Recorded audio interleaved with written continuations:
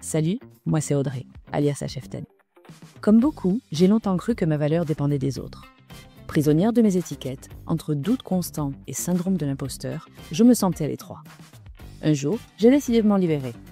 Ce podcast, je l'ai pensé pour celles et ceux qui veulent franchir un cap, retrouver leur élan et renouer avec ce qu'ils sont profondément. Alors, si toi aussi tu cherches à te reconnecter à ta propre valeur et que tu veux un boost d'énergie positive, c'est parti. Place à l'épisode du jour, bonne écoute. Salut et bienvenue dans cet épisode spécial, hors série, hors format, pour te partager un projet qui me tient à cœur, mon projet à moi. J'en ai rapidement parlé en intro du dernier épisode avec Magali Zarka, mais j'ai réalisé un de mes rêves. C'est ma fierté personnelle, l'aboutissement d'une gestation éléphantesque qui a duré près de 10 ans. Mon premier roman, disponible en librairie depuis le 28 avril dernier. Cela fait donc à peu près 2 semaines que je reçois plein de messages encourageants et je voulais te remercier ici pour ça. Je reçois aussi beaucoup de sollicitations et des questions plus ou moins similaires. J'ai même donné mes premières interviews et je me suis donc dit qu'il y avait là matière à un petit épisode de podcast. Que ce soit sur mon blog ou ici avec ce podcast justement, je prône l'accomplissement de soi, l'émancipation du syndrome de l'imposteur, l'impulsion pour aller de l'avant. Et pourtant, je suis terrifiée, vraiment, à l'idée de te parler de moi et de parler de mon roman. Je me suis dit que ça mérite un épisode vraiment spécial, déjà pour me sortir de ma zone de confort et me délester un petit peu plus de mes complexes. En plus, pour ajouter à la difficulté, j'enregistre cet épisode la veille de sa diffusion. C'est un one-shot, sans filet. Donc là, je suis en train de suer à grosses gouttes derrière mon micro. Je te dis pas. D'abord, son nom. Mon roman s'intitule « Demain sera mieux qu'hier ».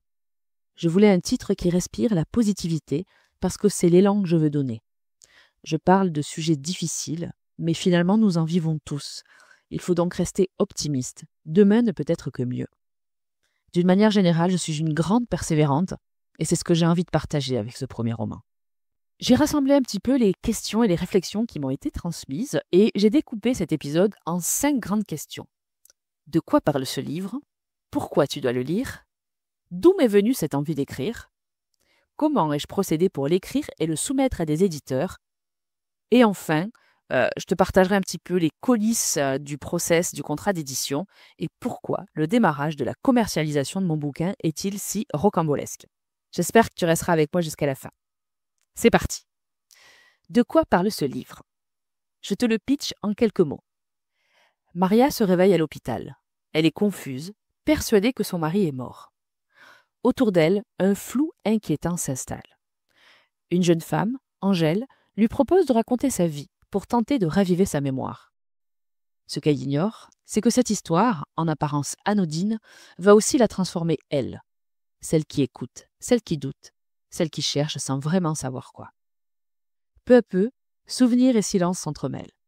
Demain sera mieux qu'hier est un roman qui met en lumière les vies ordinaires, bouleversées par les non-dits, les regrets et les vérités enfouies. Bon, c'est un roman qui parle de mémoire, de transmission, de résilience, de ces liens qu'on ne comprend pas toujours, mais qui nous façonnent. Il parle aussi d'identité, de choix, de renoncement et de silence, surtout dans les familles. C'est un livre sur les mères, sur les filles, sur les femmes, mais pas seulement. De l'aveu d'ailleurs de mon premier bêta-lecteur masculin, je te fais une petite dédicace, Pierre. C'est une vraie claque et il résonnera en chacun de nous. Pour te révéler un petit peu plus sur ce livre, c'est un projet qui est né donc il y a 10 ans, je te le disais en intro. Donc 2014-2015, j'ai perdu mes grands-parents maternels à quelques mois d'intervalle.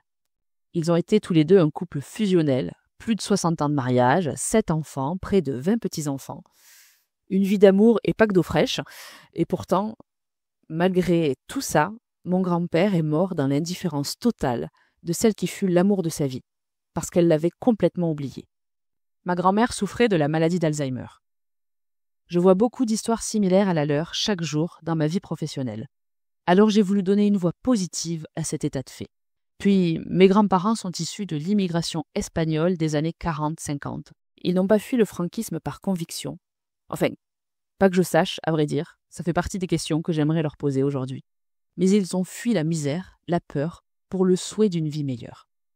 Il y a beaucoup d'inconnus dans leur histoire, et ce roman, c'est peut-être une part du fantasme que je m'en fais.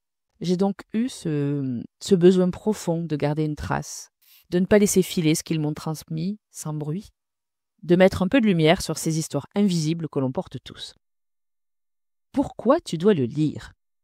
Je pense que nous sommes la somme de celles et ceux qui nous ont précédés. Ce roman, c'est un hommage à cette filiation invisible, un regard tendre sur ce qui a été et un souffle d'espoir pour ce qui reste à venir. Il parle de nos points intérieurs, mais aussi de notre capacité à nous en libérer. Finalement, nous avons tous une histoire similaire. Nous avons tous une Maria dans notre entourage, une figure silencieuse qui a traversé 1000 tempêtes sans jamais se plaindre, ou bien une figure qui est une énigme à elle toute seule. Et puis nous avons tous une part d'Angèle en nous, des moments de doute, de remise en question, de « maintenant, je fais quoi ?» Enfin, la peur des lendemains qui déchantent. Ce roman, je l'ai pensé à un moment de ma vie où je voulais changer d'histoire, et je l'ai écrit à un moment où j'avais envie de tout bousculer. Donc si tu aimes les histoires vraies, pas dans les faits, mais dans ce qu'elles te font ressentir, je veux dire, alors ce roman-là, il est pour toi. D'où m'est venue cette envie d'écrire ? Je crois que je l'ai toujours eu, quelque part en moi. J'ai encore en tête ma première rédaction en classe de CE2. C'était chez Monsieur Flamand. Si Monsieur Flamand, tu nous écoutes, c'est grâce à toi. Voilà.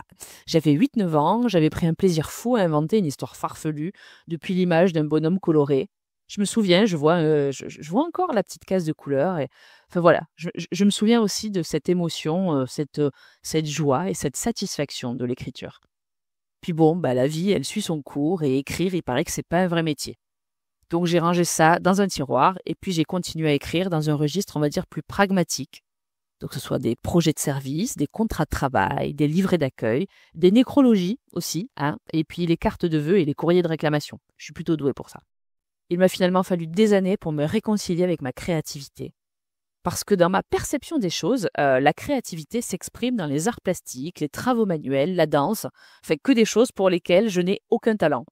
Donc, je ne me reconnaissais pas du tout comme quelqu'un de créatif, même plutôt au contraire. Puis, il aura fallu que je fasse une rencontre déterminante, qu'une wonder pépite me remette les points sur les i et les barres sur les t, pour que je me rende compte que moi, Audrey, j'étais une personne créative.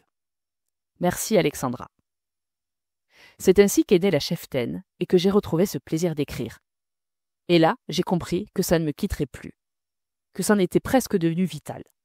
La suite, tu la connais, c'est aujourd'hui le podcast qui t'accompagne, et j'espère que tu l'écoutes régulièrement. Comment ai-je procédé pour écrire et soumettre le roman à des éditeurs ? Bon, alors je suis réconciliée avec ma créativité, et forte de mon envie de créer mon projet, je me suis dit, ok, maintenant, ma cocotte, tu lâches tes complexes, il est temps de concrétiser ton roman. Bon, une fois que j'ai dit ça à voix haute, je n'étais pas plus avancée, mais l'algorithme des réseaux sociaux est plutôt bien fait, parce que je suis tombée sur une publicité pour un atelier d'écriture en ligne. Tu sais, une de ces fameuses pubs au tarif promotionnel extraordinaire avec une remise spéciale seulement durant 24 heures. Ah là là, sache qu'il s'en est fallu de peu pour que je gagne 2 tailles de bonnet sur ma poitrine ou que je m'abonne à un régime miracle en lieu et place de l'écriture. Bon, une fois avoir fait mon atelier et pris conscience que les réseaux sociaux étaient des tunnels de pub, j'ai décidé de chercher du contenu sur le sujet. J'ai acheté 1 ou 2 bouquins sur la thématique d'écrire un roman et ma passion des podcasts a pris le dessus. J'ai découvert Devenir écrivain de l'Institut de carrière littéraire, l'ICAR pour les intimes, et j'ai dû écouter, une bonne centaine d'épisodes en moins de 2 semaines. Je te le recommande d'ailleurs chaleureusement si tu as un projet d'écriture. Je me suis donc formée seule, à mon rythme, et tout ça m'a permis de structurer un petit peu ma méthode, parce que finalement tu te dis, je me lance, mais tu sais pas vraiment par où commencer. J'ai donc appris à découper une intrigue, à construire un personnage, à poser un point de vue narratif. Et puis, en toute honnêteté, j'ai sans doute encore beaucoup à apprendre. Mon roman est un premier roman. Il a très certainement les défauts de toutes les premières fois, mais il a le mérite d'exister.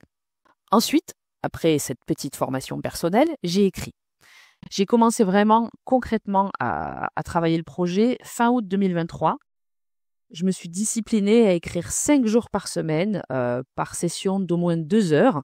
Donc, pour te donner les coulisses des coulisses, je couchais ma fille aux alentours de 20h30 et jusqu'à 22h30, 23h, j'étais sur le boulot, à plancher sur mon roman.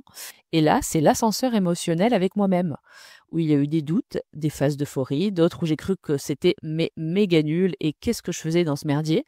Puis des moments larmoyants aussi, parce que ça m'a remué. C'est un roman qui part d'une histoire personnelle, donc ça remue toujours, évidemment.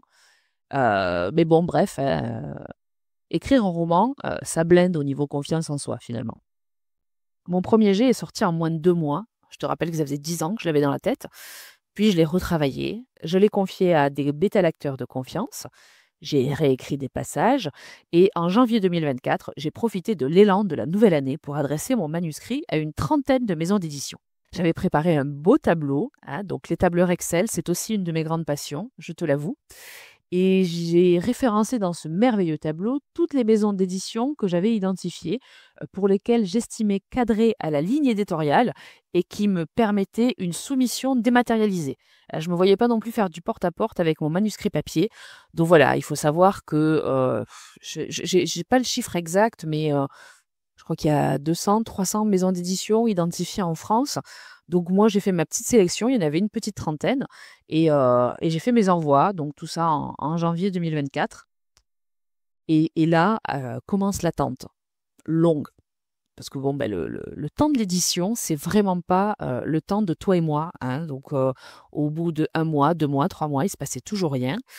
Sur ma trentaine d'envois, j'ai eu 2 réponses automatiques. Un truc du genre, bien reçu, si on vous répond pas, c'est mort. Voilà. Et j'ai eu également 3 retours encourageants, mais 5-6 mois plus tard.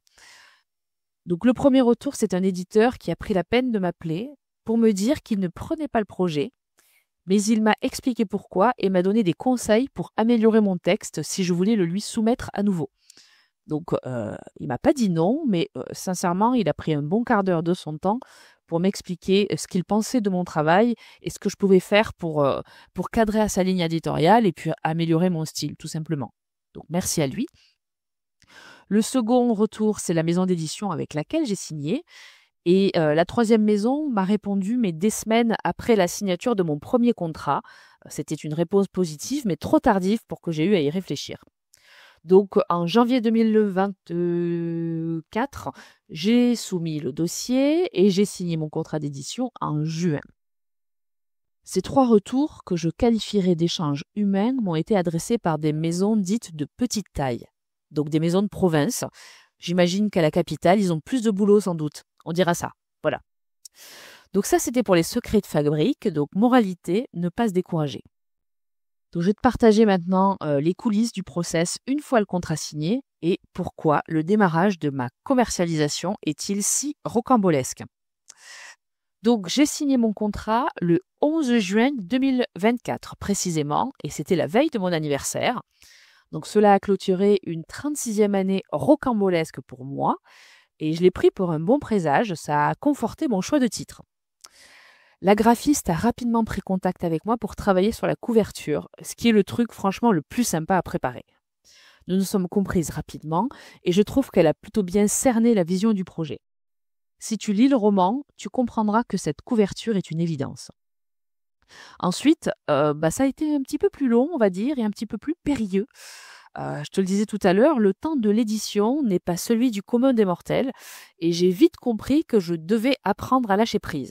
Ce qui n'est pas franchement facile quand tu t'appelles la cheftaine et que tu aimes tout contrôler.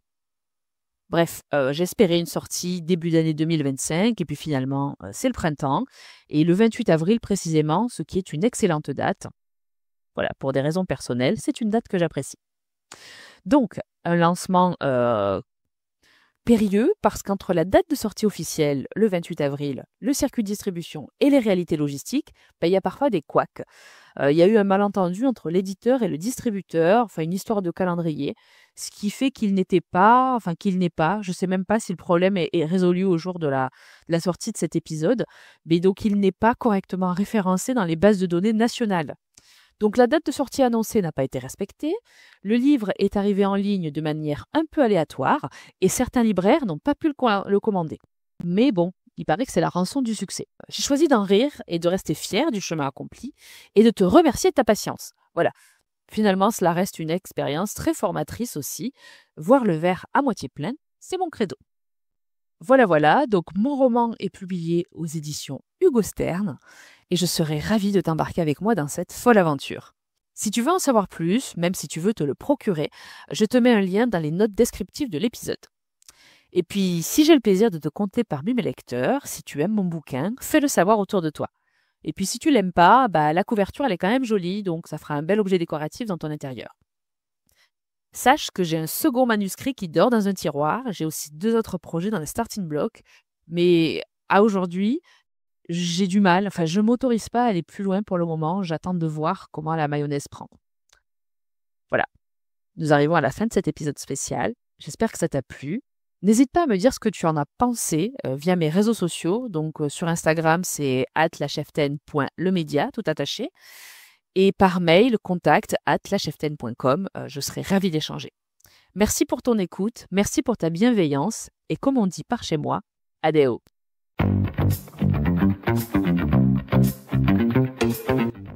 Merci d'avoir écouté cet épisode jusqu'au bout. J'espère que tu repars avec de l'inspiration et de nouvelles perspectives pour avancer avec confiance.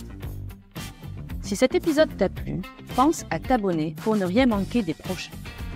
Et surtout, n'hésite pas à laisser un avis plein d'étoiles sur ta plateforme d'écoute préférée.